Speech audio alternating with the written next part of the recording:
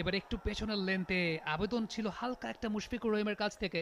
তবে লেন্থের মিক্স আপের কথার জায়গা যেটা আমরা বলছিলাম যে প্রথম উইকেটটা জিসানের সেটা একটা ফুল লেন্থ বলে, দ্বিতীয় উইকেটটা মোহাম্মদ হারিসের সেটা একটা ফুল টস বলে।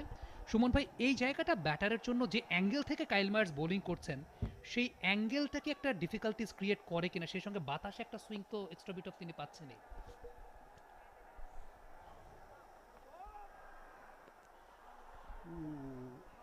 এক্স্যাক্টলি, আই মিন বলটা কাইল মেয়ার্স, বাট অ্যাঙ্গেলটা ক্রিয়েট করেন সবসময় তার অ্যাকশনের জন্য, এবং সিম মুভমেন্টে যদি দেখেন একদম খুব ভালো একটা সিম মুভমেন্টে কিন্তু সবসময় বোলিং করে থাকেন। পেসটা ভ্যারি করেন, একটু তো ডিফিকাল্ট হয় ব্যাটসম্যানের জন্য, বিকজ সুইং পেসটা ভ্যারি করেন। যেমন মোহাম্মদ হারিস পেসে স্লোয়ার ডেলিভারি ছিল, রিসিভ হয়েছেন পেসে, বাট শুরুতে লাস্ট ফার্স্ট 2 ওভার্স